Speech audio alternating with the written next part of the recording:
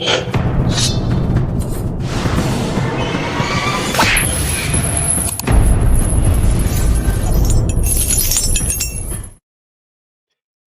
everybody, Kevin Iole here. What another great fight between Dmitry Bivol and Artur Beterbiev. I feel like to save time, I could probably have taken the video that I did in October after Beterbiev won a majority decision over Bivol and played it here because it was basically a very similar fight as it was the first time with one big change. Dmitry Bivol wins the undisputed light heavyweight championship. He prevailed by scores of 116, 112, 115, 113, and 114, 114. Once again, it was a majority decision in favor of Dmitry Bivol. The last time it was a majority decision in favor of Artur Beterbiev. I scored this fight 114, 114.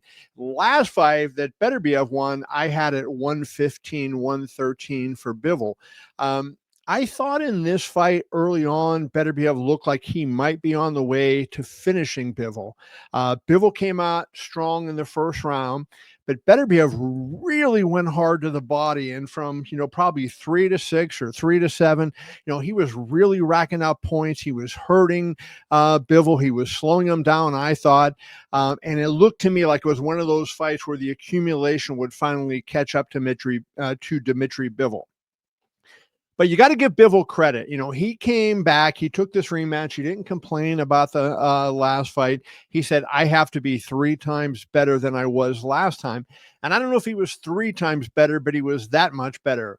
He was in unbelievable condition. I mean, when at the end of the day, when you break this fight down, what is the one key thing you think you say? Dmitry Bivol's conditioning was phenomenal. And I think that that's really what won him the fight. Because, we all know Beterbiev is one of the hardest punchers in the sport. Beterbiev is out there, and he just, he came into the fight with a record of 21-0 with 20 knockouts. And he just really hurts guys, right? I mean, and if he doesn't knock you out with a shot that he throws, he generally just kind of takes the gas out of you. And you saw that happening, I thought, to Bivol in the middle part of the fight. But Bivol really found an extra gear, and I thought that was the difference. And he really came on down the stretch and won the fight. I had it 114, as I mentioned. The one round that I questioned myself on, I gave the 11th round to Beterbiev. Bivol landed more, I felt like, but I felt like Beterbiev was hitting harder shots, and it was fairly close. And so I went ahead and gave that round to Beterbiev. So I have no argument with Bivol winning the decision.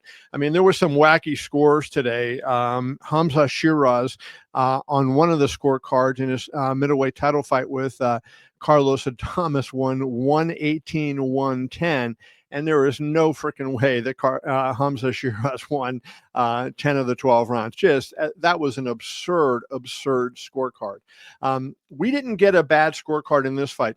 I thought you could make an argument for Mike Fitzgerald's 116-112. I mean, to me, the score in the fight was either 114-114 or 115-113. So the judges are right there. But, I think to me, this was not a fight. If I did not score it and you said to me who won the fight, you would say Dmitry Bivol. That was kind of my take on the fight. Beterbiev simply wasn't able to find that next gear. He wasn't able to hurt Beterbiev down the stretch, and Bivol was countering him so well. And even when it was a lot of shoe shine, right? He was landing clean punches, and those are punches that count and that the judges can see. And I think that made a big difference, right, going out here. So now the question becomes, where do we go? Bivol asked by Chris Mannix in the ring, do you want to fight a third time? And he said, I am so tired. I just need to go home and relax, and then we'll think about it. And I certainly understand that. But if you saw Turkey Al-Sheikh in the ring after the fight, he was walking around like this with his hand up, 3 fingers. We have to see a third fight. So I have a feeling David Benavidez is going to have to wait.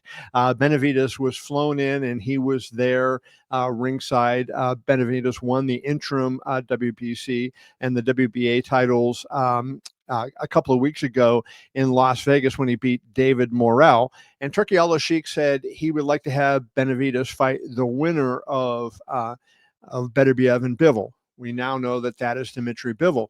But I think when the fight went the way it did, it's really hard to put somebody else in there.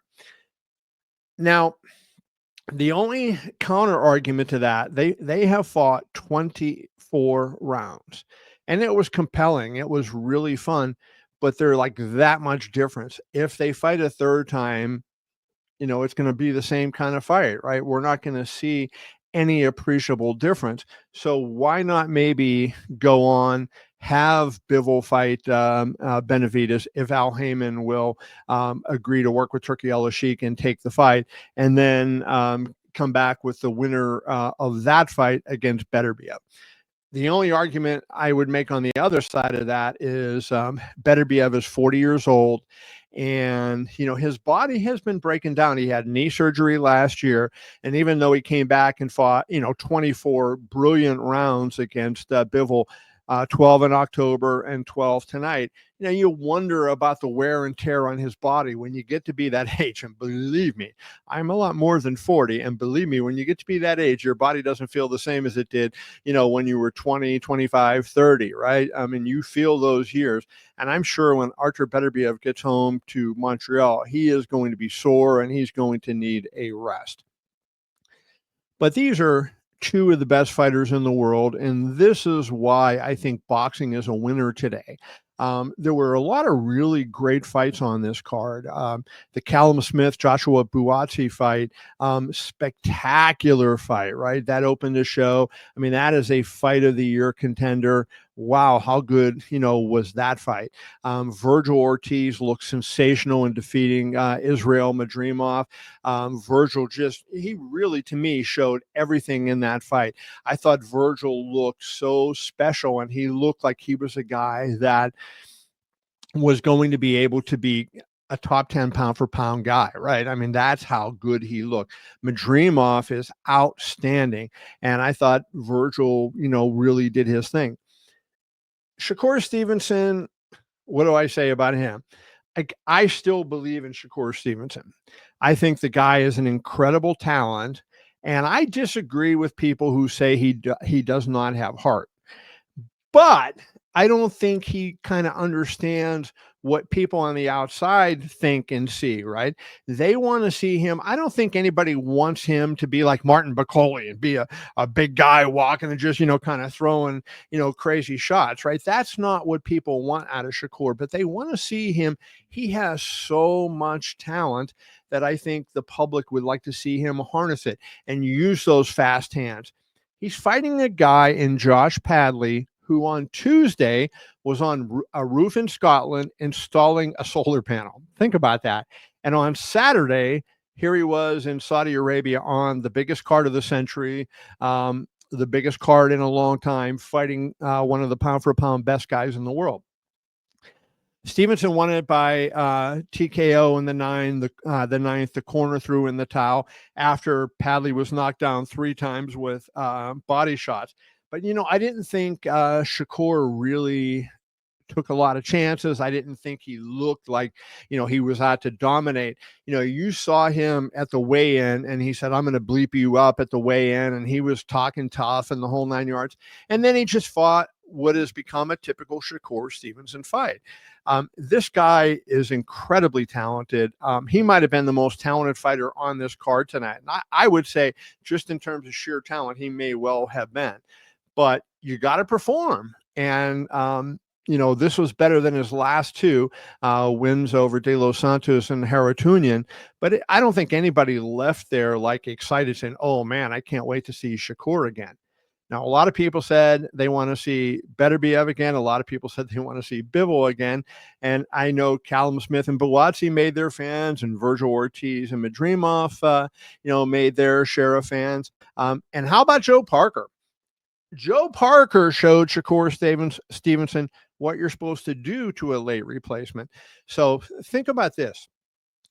Martin Piccoli gets a call on Thursday evening from his manager saying, hey, Daniel Dubois is out. Dubois is the IBF heavyweight champion. He was supposed to fight Joseph Parker on Saturday in the co-main event.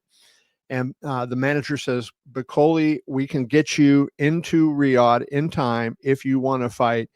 He gets on a plane Friday. He arrives at 2 a.m. on Saturday. He takes some medicals, gets a little bit of rest, comes down. He weighs in at 310 pounds, and he goes in and fights Joe Parker.